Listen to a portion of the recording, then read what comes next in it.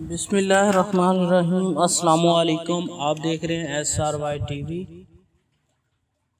مسجد کی بے حرمتی کرنے پر صبا قمر بلال سعید کے خلاف اندراج مقدمہ کی درخواستیں جمع۔ محکمہ اوقاف کا منیجر معطل، افسوسناک واقعے کی انکوائری کی جا رہی ہے۔ رپورٹ 3 دن میں آ جائے گی، سیکرٹری محکمہ اوقاف۔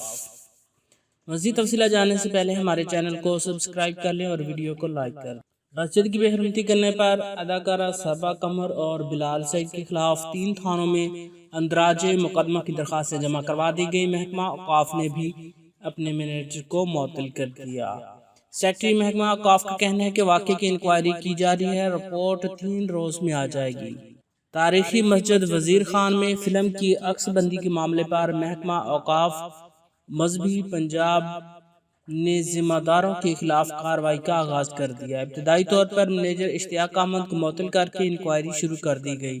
سیکرٹری اوقاف کا کہنا ہے کہ مسجد جیسی مقدس جگہ پر فلم کی ریکارڈنگ کی اجازت دینا سوالیہ نشان ہے۔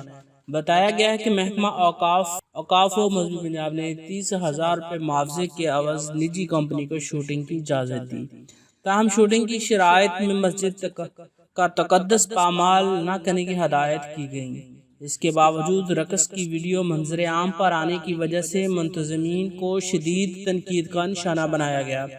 اس دوران فرائض میں غفلت برتنے کی وجہ سے منیجر اشتیاق احمد کو معطل کیا گیا، جبکہ اضافی چارج منیجر دربار بی بی پاک دامن شیخ جمیل کے سپرد کر دیا گیا۔